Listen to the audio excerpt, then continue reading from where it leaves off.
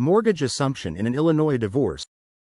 When divorce leads to the division of assets, questions surrounding the marital home and its mortgage often arise. Illinois families navigating these issues face critical decisions that can impact financial futures. Understanding mortgage assumption is vital in this process, particularly in today's high-interest landscape.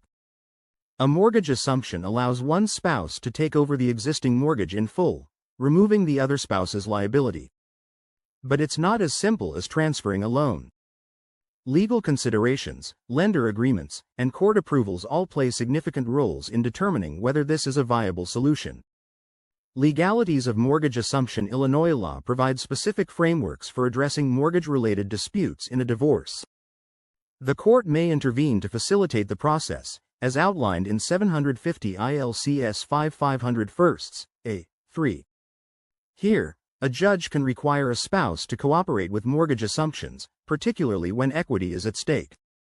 However, division of equity in Illinois is based on equitable, not equal, distribution.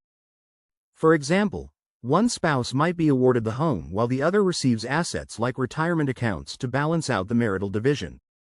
Courts also consider circumstances like the primary caregiver's need to maintain the home for children. Legal representation is essential in navigating such complex decisions, as they directly influence how assets are split. Lawyers can help ensure a fair agreement that meets court standards and reflects your unique situation. What you need to know about mortgage assumption. Mortgage assumption involves taking full responsibility for the home loan and its repayment. The process starts with removing the other spouse's name from the property deed, often done through a quitclaim deed. The lender must also agree to release the departing spouse from the loan, which may require a contract modification. Unfortunately, private lenders often resist these requests, preferring refinancing at higher interest rates instead. However, government-backed loans like those through the FHA, VA, or FDA might allow for assumption under specific conditions. Consulting with both your lender and your attorney can clarify what options are available to you. In some cases, alternatives may be explored.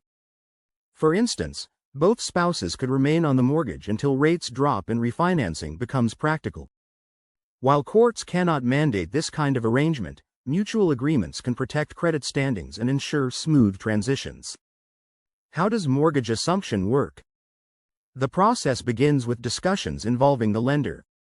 You'll need to negotiate terms that satisfy their requirements while protecting your financial interests. Lenders may be flexible if they see foreclosure as the less desirable outcome, so being proactive in these conversations is critical. Next, any agreement must be documented and approved as part of the divorce settlement. This ensures both parties adhere to the terms, preventing future disputes.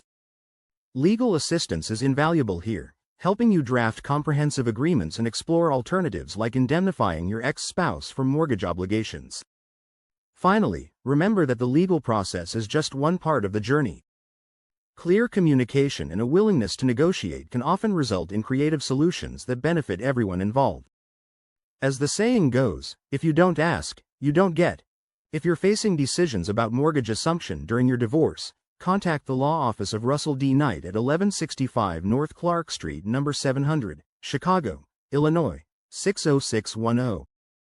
Call us at 773-334-6311 to discuss your options with an experienced Illinois divorce attorney.